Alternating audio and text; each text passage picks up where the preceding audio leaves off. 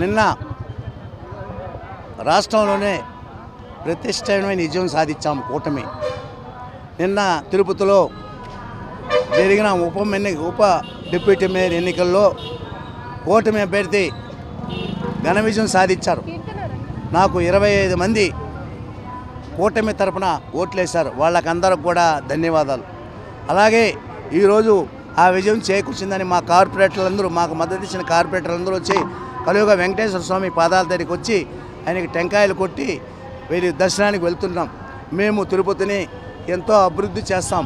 మా కూటమి నాయకులు అందరం కలిసి, కార్పొరేటర్లు అందరం కలిసి తిరుపతిలో ఏ ప్రాబ్లం లేకుండా వాళ్ళ డివిజన్లో వాళ్ళు పూర్తిగా వాళ్ళకి అధికారం ఇచ్చి ఏ అభివృద్ధి అయినా సరే మేము ముందుండి చేసి పెడతాం.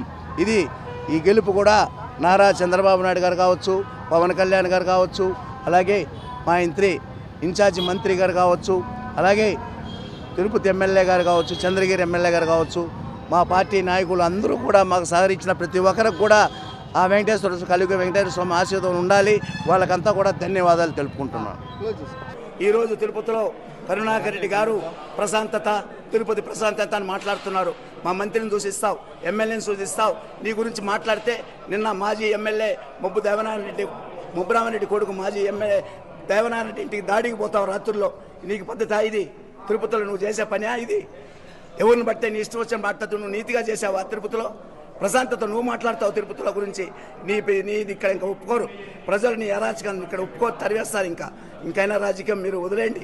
నేను ఒకడే గెలిచా, ఈరోజు డిప్యూటీ మేయర్ అయ్యా. నీ చేసిన అరాచకాన్ని తట్టుకోలేక నీ కార్పొరేటర్ నాకు 25 మంది నాకు మద్దతు పలికారు. ఇది గుర్తుపెట్టుకో కరుణాకర్ రెడ్డి గారు. మీరు ఎవరిని పడితే ఎవరిని మీ ఇష్టం వచ్చినట్టు మాట్లాడితే వీడు ఒప్పుకోరు.